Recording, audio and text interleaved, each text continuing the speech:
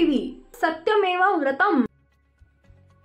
म्हाडाचा आम्ही नवीन धोरण आखत आहोत। एकनाथ शिंदे गेल्या 1.5 वर्षात म्हाडानं 30,000 घरं दिली। 5.5 लोकांची मागणी होती हक्काचं घर, चांगल्या दर्जाचं व परवडणाऱ्या किमतीत घर मिळालं पाहिजे, हे सर्वसामान्यांचं स्वप्न असतं। 6,000 पेक्षा 3,662 लोकांची लॉटरी काढली। 5 फेब्रुवारीला कोकण म्हाडाची लॉटरी आहे। ही निरंतर प्रक्रिया चालू राहणार आहे। म्हाडाचा आम्ही नवीन धोरण आखत आहोत।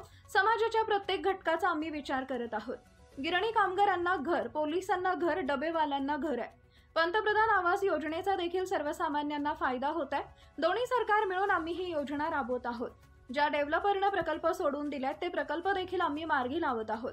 रखडलेला सर्व प्रकल्प टप्प्याटप्प्यानं मार्गी लावणार आहोत। संपूर्ण राज्यामध्ये ही पॉलिसी राबवणार आहोत। घर देण्याची जी प्रक्रिया आहे ती संपूर्णपणे पारदर्शकपणे राबवली जाणार आहे। फॉर्म भरल्यापासून ते घर मिळेपर्यंत पारदर्शकपणा असणार आहे। 6,442 घरं आज लोकांना मिळणार। त्यापैकी 2700 घरं फर्स्ट कम फर्स्ट या आपल्या योजनेमध्ये त्यांना दिली आणि 3,662 घरांची आता सोडत काढली आपण आणि 3,662 घरांसाठी 90,000 ऍप्लिकेशन आले होते आणि 71,000 ग्राहकांनी त्याचं EMD भरलं होतं। म्हणजे मागणी किती पटीने जास्ती आहे हे आपण इथं पाहतोय।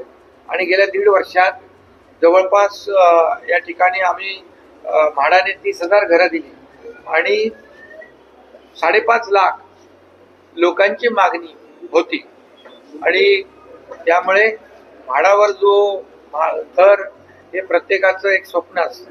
हक्काचं घर मिळालं पाहिजे, चांगल्या दर्जाचं घर मिळालं पाहिजे आणि परवडणाऱ्या किमतीत मिळालं पाहिजे आणि वेळेवर घर मिळालं पाहिजे, अशी हे स्वप्न सर्वसामान्यांचं असतं। आणि म्हणजे सर्वसामान्यांचं सरकार आम्ही म्हणतो आणि म्हणून सर्वसामान्यांना या ठिकाणी परवडणाऱ्या किमतीमध्ये घरं देण्याचा निर्णय आम्ही घेतला आणि आज त्यातले 6,000 पेक्षा जास्ती लोकांना घरं मिळतील। 3,662 लोकांची लॉटरी काढली, त्यांना घरं मिळतील। आता पुन्हा मला वाटतं परत 5 फेब्रुवारीला कोकण म्हाडाची लॉटरी आहे, त्याच्यामध्ये देखील घरं मिळतील। त्यामुळे आज ज्यांना मिळाली ते खुश झाले, ज्यांना नाही मिळाली त्यांना पुढे नंतर खुश होतील। ही निरंतर प्रक्रिया सुरू राहणार आहे, कारण म्हाडाचं नवीन धोरण देखील आम्ही आणतोय आणि त्या धोरणामध्ये affordable housing, affordable rental housing, working woman housing, hostel आणि त्याचबरोबर सिनियर सिटीजन साठी घरं आणि त्याचबरोबर स्टुडंट हॉस्टेल जे आहे आणि स्टुडंट हॉस्टेलसाठी देखील त्या हाऊसिंगमध्ये नवीन धोरणामध्ये त्या पॉलिसीत देखील त्याचा अंतर्भाव आम्ही करतोय। त्यामुळे समाजातल्या प्रत्येक घटकाचा विचार करून आम्ही हे सगळे निर्णय घेतो। यामध्ये गिरणी कामगारांना घरं, पोलिसांना घरं, आपले गरीब डबेवाले आहेत त्यांचा विचार या ठिकाणी आम्ही करतोय, कारण सर्वसामान्य माणसाला घर मिळालं पाहिजे ही भूमिका आमच्या सरकारची आहे आणि याची खऱ्या अर्थाने सुरुवात झाली। आदरणीय प्रधानमंत्री महोदयांचं देखील सर्वांसाठी घरं ही एक जी काही योजना आहे याचा देखील फायदा आपल्या राज्यामध्ये होतोय लोकांना। पंतप्रधान आवास योजना, त्यामध्ये राज्य आणि केंद्र सरकार मिळून ही योजना आम्ही पुढे नेतोय। शहरी आणि ग्रामीण भागामध्ये देखील मोठ्या प्रमाणावर लोकांना परवडणारी घरं मिळाली पाहिजे ही भूमिका आहे। आणि रखडलेले जे प्रकल्प आहे, मग ते झोपडपट्टीचे असतील, म्हाडाचे असतील, इतर धोकादायक इमारतींचे असतील, ते देखील आम्ही मार्गी लावतो। त्यामध्ये देखील जे डेव्हलपरने 20-25 वर्षापासून प्रकल्प सोडून दिलेले आहेत, हे असे प्रकल्प आम्ही SRA, MHADA, MMRDA, CIDCO, MIDC आणि BMC, त्याचबरोबर आणखी ज्या काही आमच्या एजन्सीज आहेत, या एजन्सीच्या माध्यमातून या पुढच्या काळामध्ये रखडलेले सर्व प्रकल्प जे आहेत आम्ही टप्प्याटप्प्याने मार्गी लावणार आहोत। आणि खास करून मुंबईतले जे रखडलेले प्रकल्प, मुंबईतला माणूस, मुंबईकर जो आहे बाहेर फेकला गेलाय, त्याला पुन्हा मुंबईत आणण्यासाठी मुंबईतले प्रकल्प देखील पुढे नेतोय आणि मुंबई, ठाणे, पुणे एवढंच नाही तर संपूर्ण राज्यभरामध्ये ही पॉलिसी जी आहे आम्ही राबवतोय। आशियातलं सगळ्यात मोठं क्लस्टर आपण मंजूर केलेलं आज ठाण्यामध्ये त्याचं काम सुरू झालेलं आहे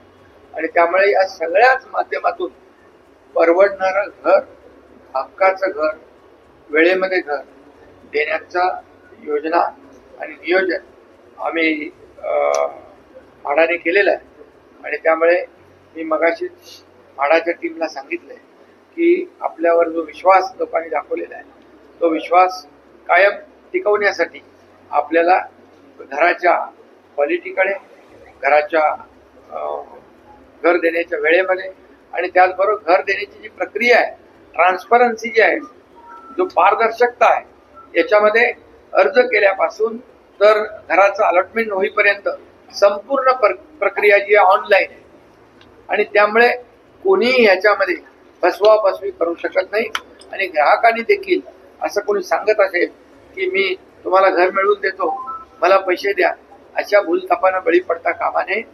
पूर्णपणे ट्रान्सपरन्सी याच्यामध्ये आहे आणि त्यामुळे पारदर्शकता आणि सुटसुटीतपणा, सुलभपणे लोकांना घर त्यांचा मी मनापासून सिडकोची देखील जी घरं आहेत त्याच्या देखील किमतींचा प्रश्न आहे. अनेकांना ते किमती त्या बाबतीत देखील जे काही योजना आहेत, जे प्रकल्प आहेत, त्यांना मी तपासून घेईन आणि शेवटी हक्काचं घर देताना ते परवडलं पाहिजे लोकांना, याचा देखील विचार सरकारने केला. सिडकोचे अध्यक्ष कोण होईल नवीन नाही संजय शिरसाटांनंतर